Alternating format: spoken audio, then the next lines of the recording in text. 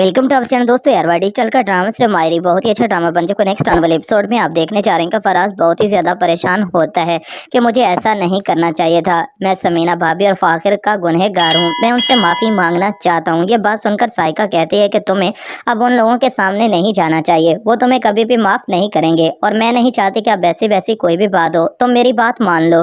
यह बात सुनकर एक बार फिर फराज कहता है कि मैंने कभी सोचा भी नहीं था कि ऐसे हालात हो जाएंगे। मैंने जो कुछ भी किया हबीब के कहने पर किया। हबीब ने इस कंपनी को बहुत सारा नुकसान दिया। पहले जहीर भाई को लूटता रहा और उसके बाद फाखिर और समीना को लूटना शुरू कर दिया। फैक्ट्री पर कभी कर्जा था ही नहीं।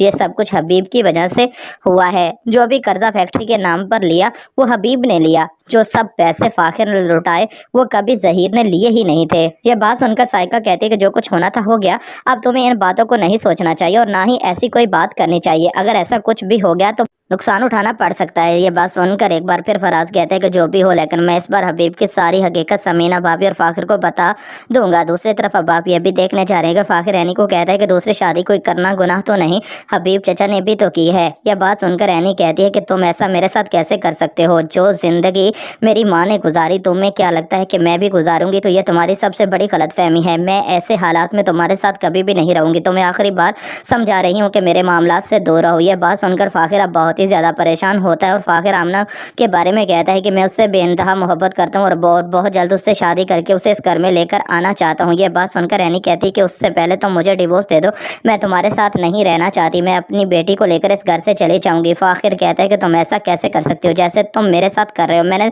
आखिर तुम्हारा क्या बिगाड़ा है? तुम मुझे किस बात की सज़ा दे रहे हो? तुम्हें मेरे साथ ऐसा नहीं करना चाहिए। मैं तुम्हें समझा रही हूँ कि तुम अपनी बेटी की खातिर ऐसा मत करो। यह बात सुनकर एक बार फिर फाखिर कहता है कि मेरी ज़िंदगी और मेरी मोहब्बत अब बड़ी मुश्किल से सीधी होने जा रही है और मैं नहीं चाहता कि अब ऐसी वैसी कोई भी बात हो। मैं अपनी मोहब्बत को इस घर में लेकर आना चाहता हूँ। एनी तुम्हें अब ऐसा कुछ नहीं करना चाहिए। दूसरी तरफ अब आप ये भी देखने जा रहे हैं कि एक बार फिर समीना बड़े ही गुस्से से हबीब को कहती है कि मेरे आंखों के सामने मत आना, कभी भी फैक्ट्री खसारे में नहीं थी, ये सब कुछ तुम्हारी वजह से हुआ है। आखिर वो सारी दौलत कहाँ है जो तुमने इस कंपनी के नाम पर लूटी है? और कर्जे के नाम पर भी इतने पैसे फाखिर ने अदा किए।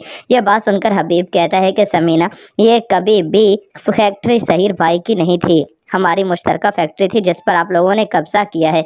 अब भी मेरी बात मान लो, आप लोग ये फैक्ट्री कभी भी नहीं चला सकते, लेकिन जो भी आप लोगों का हिस्सा बनता है वो हर मंथ आप लोगों को मिलता रहेगा। आप ये फैक्ट्री मेरे नाम कर दें। समीना कहती है कि इस फैक्ट्री से दूर रहो, तुम कितने घटिया इंसान हो मुझे अच्छी तरह से पता चल चुका है। मैं नहीं चाहती कि अब वैसी वैसी कोई भी बात हो, आइंदा तुम फैक्ट्री के आसपास भी देखोगे तो बहुत बुरा होगा। अब आखिर भी नहीं चाहता कि हबीब कभी भी इस फैक्ट्री के आसपास दिखे और समीना भी अब बहुत ही ज़्यादा परेशान होती है। समीना ने कभी सोचा भी नहीं था कि ऐसे हालात हो जाएंगे। हबीब एक बार फिर समीना को कहता है कि जो कुछ होना था हो गया, मैं नहीं चाहता कि अब मज़ीद ऐसा वैसा कुछ भी हो।